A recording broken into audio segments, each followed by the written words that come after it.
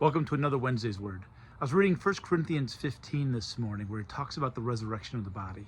And it's such an important part of our faith that we need to stop and think about it. What Paul says is if Jesus has not been resurrected bodily from the dead, then our faith means nothing. There's no resurrection for us. There's no real forgiveness of sins. We're just spitting in the wind, essentially. And unfortunately, that's where some people, in fact, even some Christians and pastors, land on this. They think that Jesus didn't actually rise from the dead. I remember in seminary hearing about a German theologian named Schleiermacher, and he thinks that resurrection was just a feeling.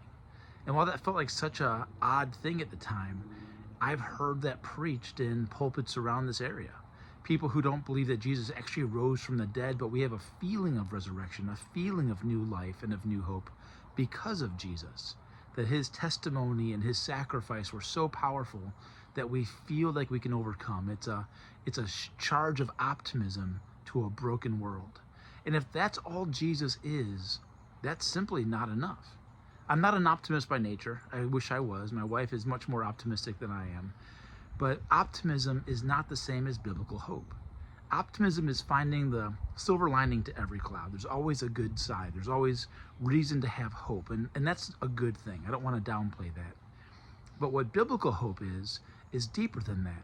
It means that even when everything falls apart, even if there's no cure to the cancer, no return of the child, no answer to the prayer that you're hoping it the way it goes, that there's still an ultimate goodness. Tim Keller always uses the example from Lord of the Rings, where at the very end, Sam, after throwing the ring into the fire or helping Frodo and Gollum and all that goes down, he's passed out and he wakes up, I believe in Rivendell, and he sees Gandalf. And what he says is, Gandalf, I thought you were dead. Actually, I thought I was dead too. Is everything bad becoming untrue? And Tolkien's word for that is eucatastrophe. In other words, it's a good catastrophe. It's a good conclusion, an undoing of evil. And that's what heaven is.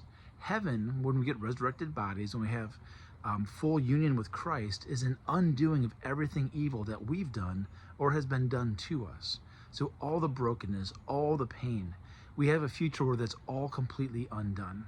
That's why we work so hard today to alleviate the pain, so that we can start matching heaven to earth today. That's why we pray, your will be done on earth as it is in heaven.